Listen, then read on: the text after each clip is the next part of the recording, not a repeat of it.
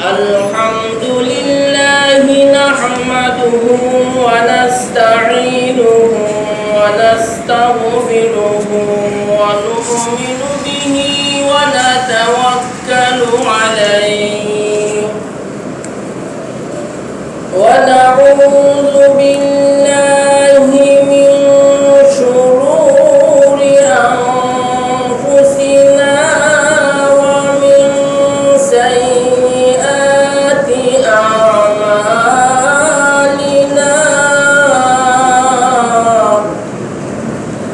من يهده الله فلا مضل له ومن يضلله فلا هادي له ونشهد أن سيدنا وسندنا وحبيبنا ومولانا محمدا عبده ورسوله أما بعد فأعوذ بالله من الشيطان الرجيم بسم الله الرحمن الرحيم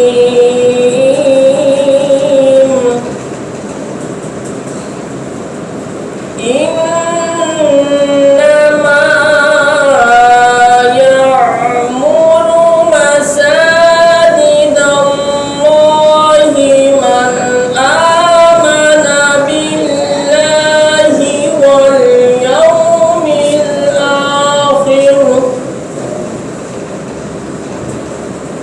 واليوم الآخر أقام الصلاة وآتى الزكاة ولم يخش إلا الله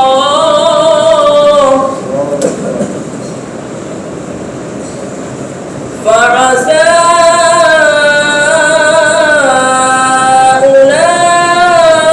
أولئك أن يكونوا من المهتدين. وقال رسول الله صلى الله عليه وسلم إذا رأيتم الرجل يعتاد المساجد فاشهدوا له بالإيمان.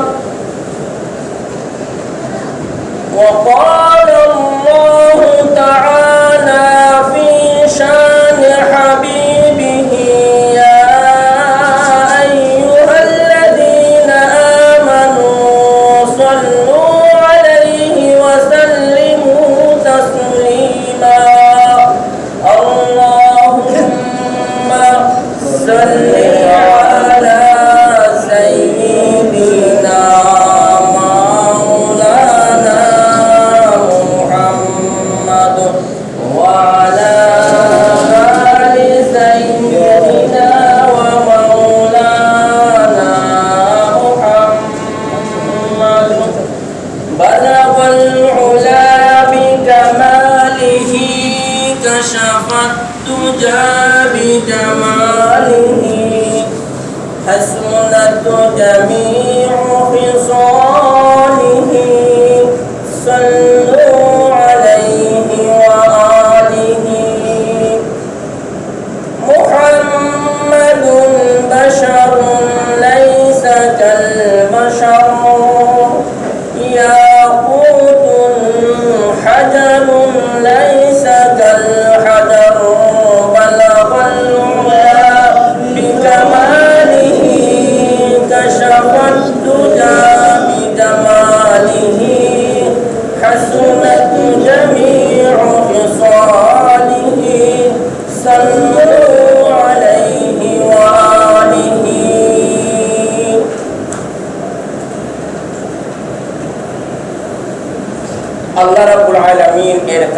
অসংখ্য শুকরিয়া আদায় করছি যে আল্লাহ রাব্বুল আলামিন আমাদেরকে অন্যান্য সপ্তাহের ন্যায় এই সপ্তাহের শুরুতে শুক্রবার দিনে এই পবিত্র দিনে আল্লাহর ঘরে আসার, বসার এবং আলোচনা শোনার তৌফিক দান করেছেন। এই জন্য আমরা অন্তর থেকে কালিমাতুশ শুকর আদায় করি আলহামদুলিল্লাহ।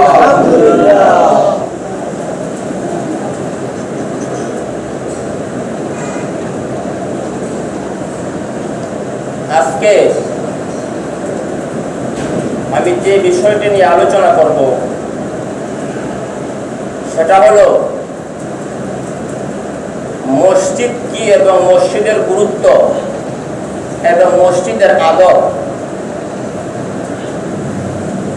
আলোচনা করার পরে ইনশাআল্লাহ শেষ দিকে ঈদুল আজহা সম্পর্কে কয়েকটি মাসালা বলে ইনশাআল্লাহ শেষ করব।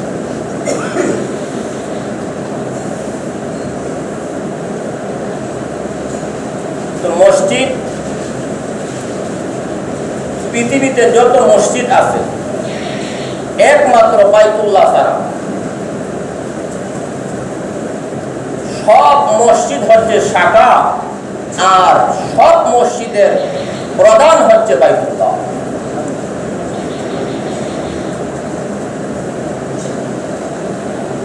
ইব্রাহিম আলাইহিস সালাতু ওয়াস সালাম যখন বাইতুল্লাহ নির্মাণ করলেন, পুনর্নির্মাণ করলেন, করার পরে যে পাথরগুলি বাইতুল্লাহ নির্মাণের জন্য আনয়ন করা হয়েছিল সবগুলি পাথর ওই ঘরে লাগানো হয় নাই। কিছু পাথর অবশিষ্ট রয়ে গেছিল। ওই অবশিষ্ট পাথরগুলি কি করবেন?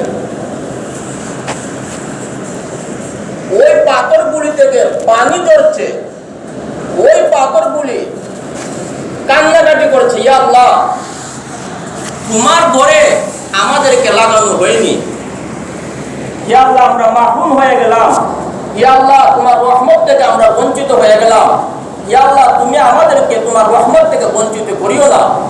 এই দোয়া করছে আর পাথরগুলি কাটছে।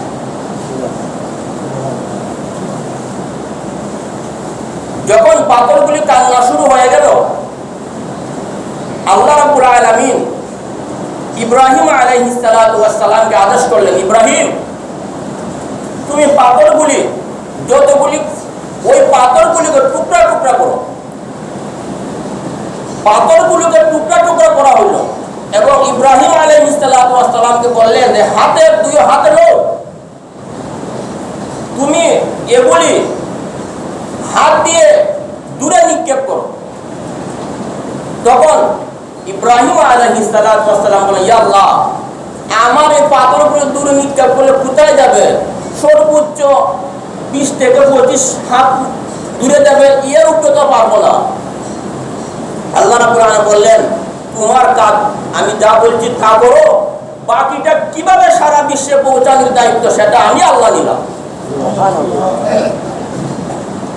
ওই পাথরগুলি যখন ইব্রাহিম আলাইহিস সালাতু ওয়াস সালাম জুড়ে সজুরে নিক্ষেপ করলেন, তখন ওই পাথরগুলি আল্লাহ রাব্বুল আলামিন এর হুকুমে সারা বিশ্বের সব জায়গায় ছড়িয়ে ছিটিয়ে পড়ল।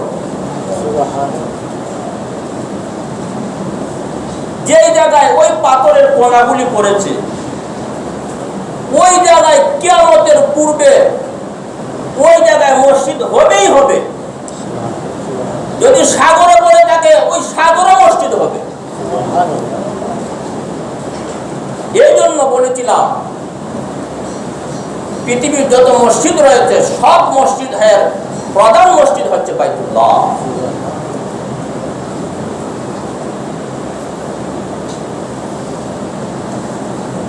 এজন্য দেখা যায় যে জায়গায় এই পাথর পড়ছে আর ওই জায়গায় মসজিদ হয়েছে, ওই মসজিদকে সরানো কারোর জন্য সম্ভব হয় না। আমার উস্তাদ থেকে শোনা কথা, আমার বুখারীর উস্তাদ থেকে শোনা কথা, উনি বললেন ঢাকাতে তেজগাঁও এলাকা রমনা থানার পাশেই, তো আমার লেখাপড়া সেখানে ঢাকাতে, তো আমি নিজেও সেই মসজিদ দেখে আসছি। দুই দিকে রাস্তা, মাঝখানে মসজিদ। এরশাদের আমলে ওই মসজিদকে সরানোর জন্য, সরাই রাস্তা করার জন্য অনেক দূর থেকে ভালো ইঞ্জিনিয়ার আনয়ন করা হয়েছে, ভালো গাড়ি আনয়ন করা হয়েছে ভাঙার জন্য। যখন গাড়ি স্টার্ট দেওয়া হয় তখন গাড়ি স্টার্ট নেয় না। সুবহানাল্লাহ বলে স্বয়ং এরশাদ আসতেন, আয়েশা বলতেন আমি স্টার্ট দিব। উনি যখন স্টার্ট দেন তখন আর স্টার্ট নেয় না। তারপরে বুঝতে পারলেন এই জায়গা থেকে মসজিদ সরানো সম্ভব নয়। এটা কার নিদর্শন? আল্লাহর নিদর্শন। এই জন্য মসজিদের গুরুত্ব এবং তাৎপর্য অনেক রয়েছে। পৃথিবীতে যত জায়গায় আল্লাহ রহমত বর্ষণ করেন, এর চেয়ে সবচেয়ে বেশি রহমত বর্ষণ করে মসজিদগুলোতে। হাদিসের মধ্যে আসছে মসজিদে যখন রহমত বর্ষণ করেন আল্লাহ রাব্বুল আলামিন, সেই রহমতটা মুষলধারে যখন বৃষ্টি বর্ষণ হয়, এই রকম বৃষ্টির মতো, মুষলধারে বৃষ্টির মতো রহমত আল্লাহর ঘরের মধ্যে পড়তে থাকে।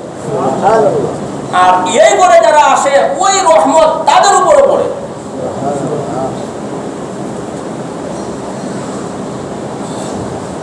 এই জন্য এই রহমতের পরেই দেখা যায় মানুষ যত বড় কঠিন অন্তরের অধিকারী হোক, যত বড় খারাপ হোক, যখন মসজিদে আসে উঁচু করে তখন তার মনটা নরম হয়ে যায়। তখন তার মনটা নরম হয়ে যায়। এটা কিভাবে নরম হয়? আল্লাহ রাব্বুল আলামিনের রহমত যখন তার উপর বর্ষণ হয় তখন তার অটোমেটিক তার অন্তর নরম হয়ে যায়। কানজুল উম্মাহ হাদিসের কিতাব, সত্যপুর হাদিসের কিতাব কানজুল উম্মাহের মধ্যে একটা হাদিস আমল করা হয়েছে যে যখন আল্লাহর রহমত মসজিদের মধ্যে বর্ষণ হয়, শুধু কি মসজিদে বর্ষণ হয় না, তার আশেপাশে যত বাড়িঘর রয়েছে ওই বাড়িঘরেও রহমতের সিটা পোটা ওই বাড়িঘরও চলে যায়। সুবহানাল্লাহ। এজন্য মসজিদের পাশে যাদের বাড়িঘর তারা অবশ্যই ভাগ্যবান। এই জন্যই রাসূল কারীম সাল্লাল্লাহু আলাইহি ওয়াসাল্লাম বলেছেন, ফাজলুত দাবিল করিবাতি মিনাল মসজিদে আলা শাসিআতি কা ফাজলিল গাজি আলাল কারিদ। আল্লাহ রাসূল বলেন, মসজিদের পাশে যাদের ঘর রয়েছে আর যাদের ঘর দূরে রয়েছে তার তুলনায় মসজিদের পাশের ঘর উত্তম। কেন? ওই মসজিদের রহমত তাদের ঘরে বর্ষণ হয়। কিরকম মর্যাদা? যে জিহাদে যারা যায় তাদের যে রকম মর্যাদা, আর যারা জিহাদে যায় না তাদের কি একই মর্যাদা? নয়। যারা জিহাদে যায় না তাদের যে, যারা জিহাদে যায় তাদের যে রকম মর্যাদা, মসজিদের পাশে যাদের ঘর রয়েছে তাদের সেই রকম মর্যাদা। এখন প্রশ্ন হতে পারে, তাহলে আমরা কি মাহরুম হয়ে গেলাম নাকি?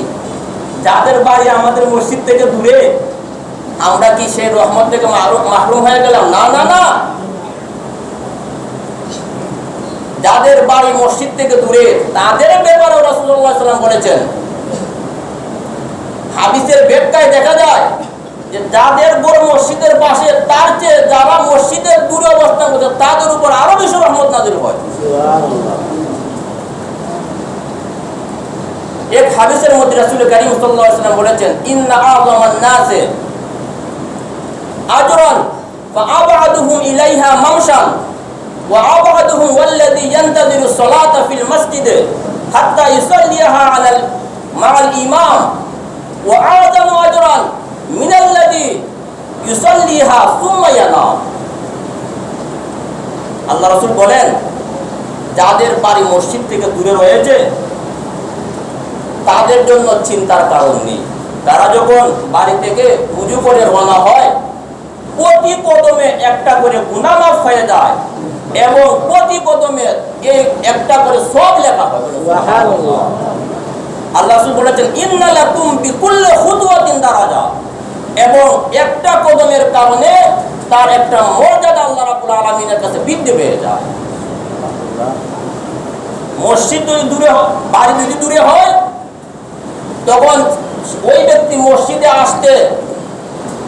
আসতে যতগুলা কদম করবে, ওই কদমের শব্দ যার বাড়ি মসজিদের পাশ সে তো পাবে না।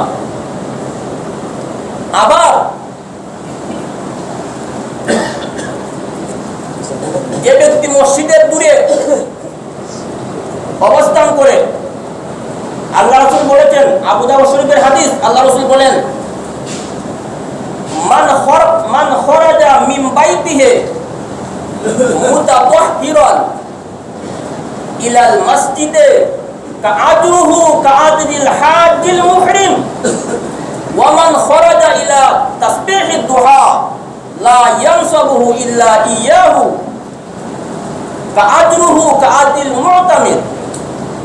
আল্লাহ রাসূল বলেন, যাদের বাড়ি দূরে তারা যখন ঘর থেকে উজু করে বের হয়, পবিত্র হয়ে উত্তম রূপে উজু করে যখন ঘর থেকে বের হয়, আল্লাহ রাব্বুল আলামিন একজন ব্যক্তি হজে যাওয়া এবং আসা যে পরিমাণ সওয়াব হয়, ওই পরিমাণ সওয়াব তার আমলনামায় লিখে দেওয়া হয়। সুবহানাল্লাহ।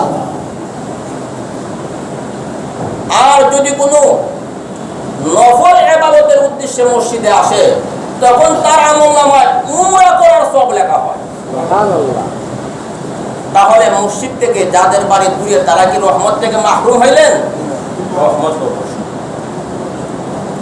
এই জন্য আব্দুল্লাহ ইবনে জাবের রাদিয়াল্লাহু তাআলা আনহু, রাসূল যখন বললেন এই মসজিদের পাশে যে সওয়াব, যখন এটা বর্ণনা করলেন, আব্দুল্লাহ ইবনে জাবের রাদিয়াল্লাহু তাআলা বললেন, ইয়া রাসূলুল্লাহ, আমার বাড়ি তো মসজিদ থেকে অনেক দূরে, আমার বাড়ি ঘর বিক্রি করে আমার মনে চায় মসজিদের পাশে আসতে, আমি এই সওয়াব অর্জন করব। আল্লাহ রাসূল বললেন, না না, তুমি তোমার বাড়ি ঘর বিক্রি করবে না, কারণ যে তুমি মসজিদ থেকে, তোমার বাড়ি থেকে মসজিদে আসতে যতগুলা কদম হয় সবগুলা কদমে নেকি লেখা হয়, এবং এই মসজিদ থেকে, বাড়ি থেকে আপনার মসজিদে আসার পরে আপনি যতগুলা মানুষের সাথে সাক্ষাৎ করবেন, যতগুলা মানুষের সাথে সালাম কালাম করবেন, সবগুলা সব আপনার আমলনামায় লেখা হয়। কিন্তু মসজিদের পাশে যাদের বাড়িঘর তারা তো সেগুলি করতে পারে না। যখন এই কথা আল্লাহ রাসূল বললেন, তখন আব্দুল্লাহ ইবনে জাবের রাদিয়াল্লাহু তাআলা আর কিছু বললেন না। একবার বনি সালামা, আবু দাউদ শরীফের হাদিস, বনি সালামা গোত্রের লোকেরা চাইলো যে দূর থেকে বাড়িঘর বিক্রি করে মসজিদের কাছে আসতে। তখন আল্লাহ রাসূল বললেন, হে বনি সালামা, দিয়ারাকুম তুকতাবু আসারাকুম, যে তোমরা তোমাদের বাড়িঘর বিক্রি করার প্রয়োজন নয়, বাড়িঘর সেখানে থাক, তোমরা প্রতিদিন কষ্ট করে মসজিদে আসবা, আর মসজিদে আসার পরে তোমাদের গুনাহ আল্লাহ মাফ করে দিবে। সুবহানাল্লাহ। এই জন্য মসজিদের পাশে হোক দূরে হোক, যাদের সম্পর্ক মসজিদের সাথে থাকবে, হাসরের ময়দানে আল্লাহ রাব্বুল আলামিন তার নিজের ছায়া তলে তাদেরকে স্থান দিবেন। সুবহানাল্লাহ। বুখারী শরীফের হাদিস, আল্লাহ রাসূল বলেন, সাবাতুন ইযিল্লুহুমুল্লাহু ফি যিল্লিহি ইয়াওমা লা যিল্লা ইল্লা যিল্লুহু। 7 ব্যক্তিকে আল্লাহ রাব্বুল আলামিন হাসরের ময়দানে আরশের ছায়ার নিচে স্থান দিবেন।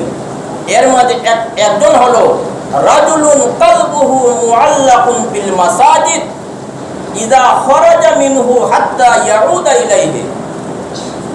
আল্লাহ রাসূল বলেন, যাদের সম্পর্ক মসজিদের, যাদের অন্তর সব সময় মসজিদের সাথে থাকে, বাড়িতে গেলেও যখন আযান হয় তখন তার সবকিছু কাজ ছেড়ে যখন মসজিদের দিকে আসে, তার অন্তর, সে বাড়িতে থাকলেও তার অন্তরটা সবসময় মসজিদের সাথে যুক্ত থাকে। যার অন্তর এইরকম থাকবে, আল্লাহ রাসূল সাল্লাল্লাহু আলাইহি ওয়াসাল্লাম বলেন যে হাসরের ময়দানে আল্লাহ রাব্বুল আলামিনের ছায়া তলে তাদেরকে স্থান দিবেন। সুবহানাল্লাহ।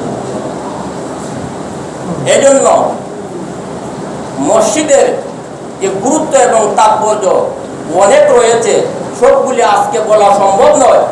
আমি যে বিষয়গুলো, জরুরি বিষয়গুলো, সেগুলি বলবো। যে যারা, আল্লাহ রাসূল আরেকটা হাদিসের মধ্যে বলেছেন, ইযা রাআইতুমুর রাজুলা ইয়াতাআহাদুল মাসজিদা ফাশহাদু লাহু বিল ঈমান। যখন তোমরা কাউকে দেখবে সে দিন অথবা রাত্রে 5 বার মসজিদে এসে নামাজ পড়ে, মসজিদের সাথে তার সম্পর্ক, সে মসজিদে আসে, মসজিদে যদি ময়লা থাকে সে ময়লাগুলো নিজে পরিষ্কার করে, মসজিদকে রক্ষণাবেক্ষণ করে, মসজিদের দেখাশোনা করে, তোমরা সাক্ষী দাও যে তার ঈমান রয়েছে। এজন্য মসজিদে আপনারা যে মুয়াজ্জিন সাহেব নিয়োগ করছেন, মুয়াজ্জিন সাহেবের তো দায়িত্ব আছেই, তুমি তো করবেই। কেউ যদি দায়িত্ব, যাকে দায়িত্ব দেওয়া হয় দায়িত্ব পালন করবে। আর তুমি মুসল্লি যদি এসে দেখেন যে এই জায়গায় একটু ময়লা পড়ে রয়েছে, আপনি যদি নিজ হাতে সেটা উঠাই নেন, তার মর্যাদা কতটুকু জানেন? আল্লাহ রাসূল বলেছেন, আল উযাকু ফিল মসজিদে খাতিয়াতুন ওয়া কাফারাতুহা দাফনুহা। আল্লাহ রাসূল বলেন, মসজিদে আয়েশা যদি কেউ দেখে একটু ময়লা পড়ে রয়েছে, যখন সেই ময়লা উঠে সে দূরে পালাবে, দূরে ফেলবে, তখন তার এই ময়লা ফেলানোর কারণে আল্লাহ রাব্বুল আলামিন তার সগীরা গুনাহ মাফ করে দেন। সুবহানাল্লাহ। মসজিদ পরিষ্কারের ব্যাপারে অনেক গুরুত্ব রয়েছে। ইবনে মাজাহ শরীফে আল্লাহ রাসূল বলেছেন, মান আখরাজা আযাম মিনাল মসজিদ বাইতান বানাল্লাহু লাহু বাইতান ফিল জান্নাহ। আল্লাহ রাসূল বলেন, মসজিদের মধ্যে থেকে যে ময়লা পরিষ্কার করে দূরে ফেলবে, বের করবে, আল্লাহ রাব্বুল আলামিন জান্নাতের মধ্যে তার একটা ঘর নির্মাণ করবে। সুবহানাল্লাহ। এজন্য মসজিদে আসার পরে মসজিদের যে দায়িত্ব যারা থাকবে তারা তো করবে। আপনারা বা আমরা যদি নিজেরা করি তাহলে কি পাপ হবে? পাপ হবে না। উপমহাদেশের শাইখুল হাদিস এবং শাইখুল ইসলাম মাহমুদুল হাসান রহমতুল্লাহি আলাইহি কত বড় আলেম ছিলেন।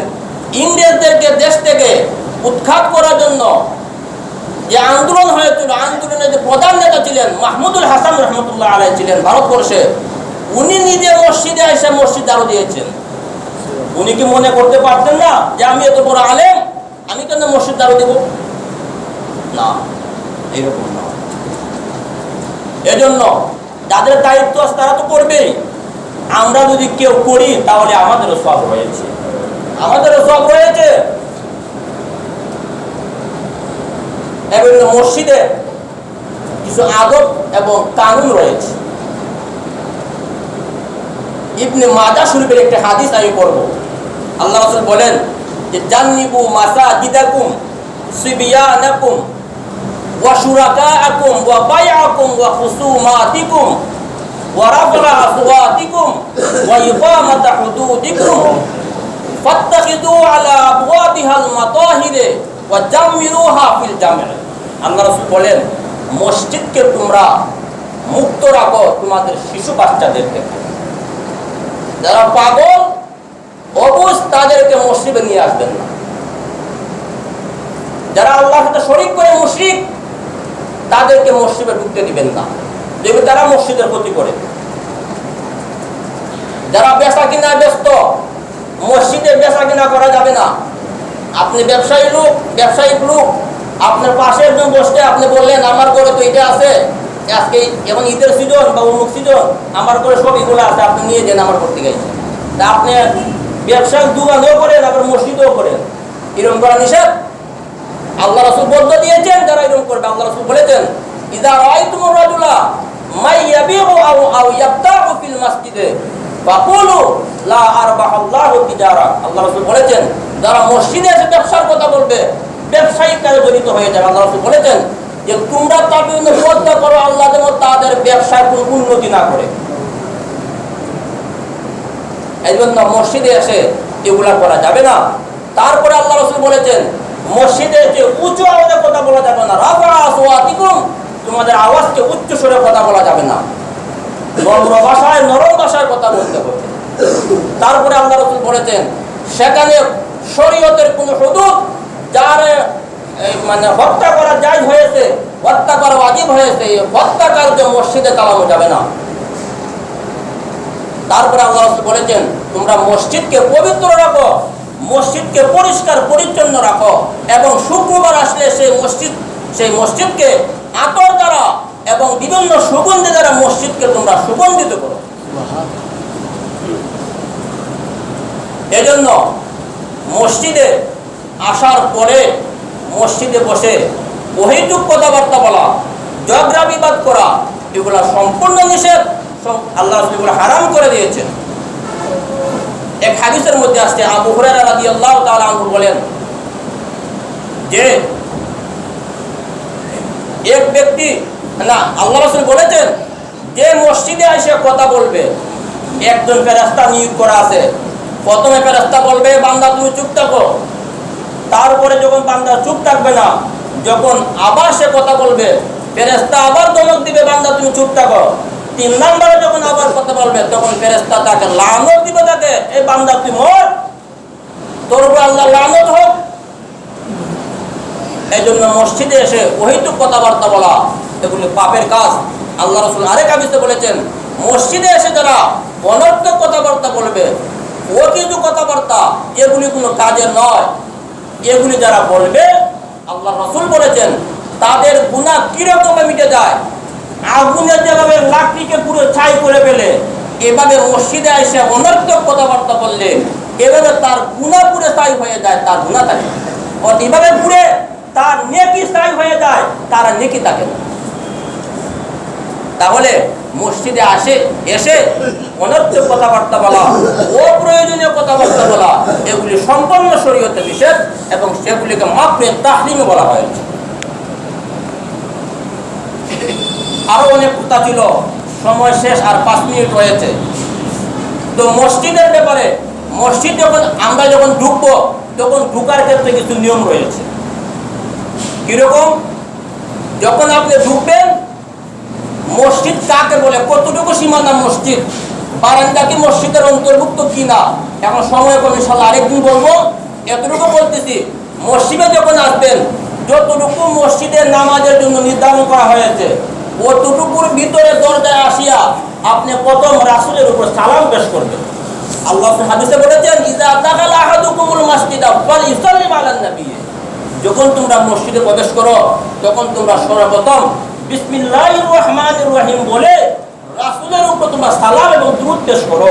তারপরে ডান পা দিয়ে প্রবেশ করো। তারপরে ঢোকার একটি দোয়া রয়েছে, আল্লাহুম্মা আফতাহলি আবওয়াবা রাহমাতিক, বিভিন্ন দোয়া রয়েছে হাদিসের মধ্যে, এবং এই দোয়াটাও রয়েছে। এবং এই দোয়াটা পড়ে শান্ত মনে মসজিদে প্রবেশ করতে হবে। এইরকম ইতিহাসে রয়েছে যে অনেক বুজুর্গানের দিন যখন মসজিদে আসতেন, মসজিদে আসার আগে একরকম চেহারা ছিল, মসজিদে যখন পা দিয়েছেন তখন তাদের চেহারা আল্লাহর ভয়ে কম্পিত হয়ে যেত, লাল হয়ে যেত, আল্লাহর ভয়ে তারা কম্পিত হইতেন। এইরকম চিন্তা চেতনা নিয়ে আমরা যখন মসজিদে বসবো, তখনই আমাদের উপর রহমত বর্ষণ হবে, তখনই আল্লাহ রাব্বুল আলামিনের দয়া আমাদের উপর আসবে। এরপরে মসজিদের মাইক ব্যবহার করা, কোন ব্যক্তি যদি মারা যাওয়ার এলান করা মসজিদের মাইকে জায়েজ আছে, সেটা শরীয়তে বৈধতা দিয়েছে। কিন্তু কোন ছেলে হারানো গিয়েছে মসজিদের বাইরে, বাড়িতে, অন্য এলাকায়, আপনি মসজিদে এসে ঘোষণা করবেন, সেটা নিষেধ। আল্লাহ রাসূল বলেছেন, মুসলিম শরীফের হাদিস, মান রাজুলা সামিআন ইউনশিদু দাল্লাতান ফাকুলু লা রাদ্দাহাল্লাহু আলাইক ফাইনাল মাসাজিদা লাম তুবনা লিযালিক।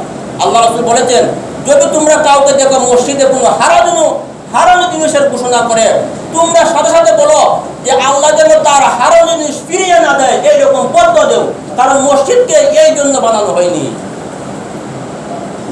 এই জন্য মসজিদে হারানো জিনিসের ঘোষণা করা নিষেধ। তবে মসজিদের ভিতরে এসে যদি কেউ হারিয়ে যায়, কোনো বাচ্চা হারিয়ে যায়, তখন শরীয়ত বলেছে মানবতার খাতিরে মসজিদে ঘোষণা করা যায়। কিন্তু বাইরে যদি হারায় আর মসজিদে এসে ঘোষণা করেন, তাহলে সেটা নিষেধ। আল্লাহ রাসূল বদয়া দিয়েছেন। এজন্য দেখা যায়, অনেক সময় দেখা যায় ভোটার আইডি কার্ড বা ভোটারের জন্য মসজিদে ঘোষণা করা হয়, পোলিও টিকা খাওয়ানো হবে, মসজিদের মাইকে ঘোষণা করা হয়। এগুলো শরীয়ত নিষেধ করে দিয়েছে, এগুলো করা যাবে না। কারণ মসজিদের মাইকতে এই জন্য অক্ষ করে দেওয়া হয় নাই, এগুলোর জন্য আপনি আলাদা ব্যবস্থা করতে হবে। এজন্য মসজিদের গুরুত্বের ব্যাপারে আরো অনেক কিছু রয়েছে। আজকে সময় শেষ হয়ে গিয়েছে, এই পর্যন্তই আমি শেষ করলাম। এখন আমি একটি মাসালা বলে শেষ করে দিব ইনশাআল্লাহ। কুরবানি মাসালা। এর আগে একটা কথা বলতে চাই, শরীয়তের, আমি আরেকদিন বলছি, শরীয়তের ব্যাপারে কোনো মাসআলা মাসাইল জানতে সাধারণ কোনো লোকের কাছ থেকে আপনারা মাসআলা মাসাইল জানবেন না। আপনারা পরিচিত হবেন, প্রতারিত হবেন। তারা অনেকগুলা নিজেদের মন মতো করে দিচ্ছে। এজন্য ফেসবুকের মাধ্যমে, মোবাইলের মাধ্যমে, ইন্টারনেটের মাধ্যমে কোনো মাসআলা মাসাইল জেনে কাউকে করা নিষেধ। কারণ ইন্টারনেটে কি আছে সেটার তথ্য নাই। তথ্য থাকলে সে কি ভালো লোক না খারাপ লোক সেটা কোনো প্রমাণ নাই। এখন কিতাব থেকে, কিতাবের মাধ্যমে দলিল আদিল্লাহ সহ মাসলা বহন করতে হবে। আপনি একটু জানলেন বলে দিলেন হবে না। ইমাম আবু হানিফা রাহমাতুল্লাহি আলাইহি বলেছেন যে আল্লাহ যদি হাসরের ময়দানে আমাকে না ধরতো, ইলম গোপন করলে, শরীয়তের মাসলা গোপন করলে যদি আল্লাহ আমাকে না ধরতো, তাহলে আমি শরীয়তের মাসলা বর্ণনা করতাম না। কারণ যখন মাসলা বর্ণনা করি যদি আমার ভুল হয়ে যায়, আল্লাহ রাব্বুল আলামিন হাসরের ময়দানে আমাকে ধরবেন। মাযহাবের ইমাম হওয়া সত্য কত বই, আর আজকে আমরা বাংলা বই আর অমুক বই পড়ে ফতোয়া দেওয়া শুরু করে দেই, মাসলা দেওয়া শুরু করে দেই। তাদের কাছে আপনারা মাসলা গ্রহণ করবেন না। মৃত ব্যক্তির নামে কুরবানি করলে এটার গোশত নিজেরও খাইতে পারবেন, গরিবদেরকে দিতে পারবেন, সবাই খাইতে পারবে, কোনো বাধা নাই। রাসূলের নামে, রাসূলের পক্ষ থেকে কুরবানি করা হলে নিজেরও খাইতে পারবেন, সবাই খাইতে পারবে। তবে যদি মৃত ব্যক্তি যদি মৃত্যুর পূর্বে যদি ওসিয়ত করে যায়, যদি ওসিয়ত করে যায় যে আমার কুরবানি ফরজ ছিল, ওয়াজিব ছিল, আমি আদায় করতে পারিনি, আমার মৃত্যুর পরে আমার সম্পদ থেকে তোমরা কুরবানি করবে, এইরকম ওসিয়ত করে গেলে ওসিয়তের কুরবানির গোশত যে সন্তানরা বা যে ওয়ারিশরা দিবে তারা খাইতে পারবে না। একমাত্র গরিব যারা, অসহায় যারা, তারা খাইতে পারবে। এবং ওসিয়ত এবং মান্নত এই দুই কুরবানি নিজেরা খাইতে পারবেন না, গরিবদেরকে বিক্রি করে দিতে হবে। বাকি সবগুলো আপনারা খাইতে পারবেন, সবগুলো করতে পারবেন। তো সময় প্রায় শেষ দিকে। আরেকটা বিষয় হলো গোশত বন্টনের ক্ষেত্রে আপনি যদি চান আমার ঘরে ফ্রিজ আছে, সব গোশত আমি ফ্রিজে রেখে দিব, কাউকে দিব না, আপনার ইচ্ছা। তবে সেটা মানবতার কাজ নয়, সেটা মানবতার কাজ নয়। ইব্রাহিম আলাইহিস সালাতু ওয়াস সালাম যেই কারণে সুন্নত পালন করেছিলেন, এটার বিপরীত হয়ে যায়, গুনাহ হবে না। তবে 3 ভাগ করে এক ভাগ গরিবদেরকে দেওয়া, সেটা মুস্তাহাব, দিলে আপনারা সওয়াব পাবেন। আমার ঘরে, আপনার ঘরে ফ্রিজ আছে বেজা সবগুলা গোশতের ভিতরে রেখে দিলাম, গরিবদেরকে কিছু দিলাম না, এইরকম মনোভাব রাখা ঠিক নয়। আল্লাহ রাব্বুল আলামিন আমাদের সবাইকে সহিভাবে কুরবানি করার এবং মসজিদে আসে মসজিদের আদব রক্ষা করার তৌফিক দান করুক। ওয়া আখির দাওয়ানা আলহামদুলিল্লাহি রাব্বিল আলামিন।